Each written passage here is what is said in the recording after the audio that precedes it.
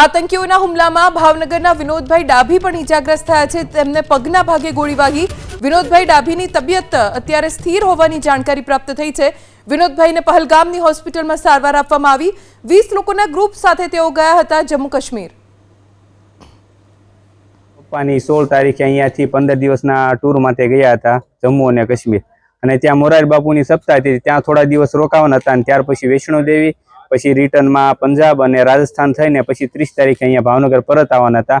અને આજ રોજ એ લોકો પહેલગામમાં ગયા હતા, ત્યાં અચાનક થઈ હુમલો થયો, અને હુમલો થયો એમાં મારા પપ્પાને હાથે વાગ્યું છે, અને અત્યારે હોસ્પિટલાઇઝ કરેલ છે, અને અત્યારે એની તબિયત સ્ટેન્ડ છે। એટલે મારા મમ્મી સાથે પણ વાત થઈ છે, અને મારા મમ્મીની લોકો રિટર્ન આવે છે, અને મારા પપ્પા હજી હોસ્પિટલાઇઝર છે, અને એડિશનલ કલેક્ટર સાહેબશ્રીનો પણ ફોન આવી ગયો છે, અને કીધું છે કોઈ કંઈ ચિંતા કે ગભરાવાની જરૂર નથી, અમારે વાત થઈ ગઈ છે, એટલે હવે એ જલ્દી વહેલા તક અહીંયા ઘરે પહોંચી જાય એવી અમે આશા રાખીએ છીએ।